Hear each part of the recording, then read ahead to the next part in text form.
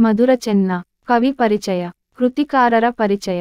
ವ್ಯಾಕೋಟ್ ಮಧುರಚೆನ್ನ ಎಂಬ ಕಾವ್ಯನಾಮದಿಂದ ಪ್ರಸಿದ್ಧರಾದ ಚನ್ನಮಲ್ಲಪ್ಪ ಹಲಸಂಗಿ ಅವರು ಶ.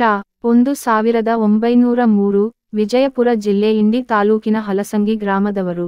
ಮುಲ್ಕಿ ಪರೀಕ್ಷೆಯಲ್ಲಿ ತೇರ್ಗಡೆಯಾಗಿದ್ದ ಇವರು ಸ್ವಂತ ಪರಿಶ್ರಮದಿಂದ ಬಂಗಾಳಿ, ಇಂಗ್ಲಿಷ್, ಮರಾಠಿ, ಗುಜರಾತಿ, ತಮಿಳು, ಪರ್ಷಿಯನ್ ಭಾಷೆಗಳನ್ನು ಕಲಿತರು. ಜಾನಪದ ಮತ್ತು ವಚನವಾಹ್ಮಯವನ್ನು ವಿಸ್ತಾರವಾಗಿ ಅಧ್ಯಯನ ಮಾಡಿದ್ದರು.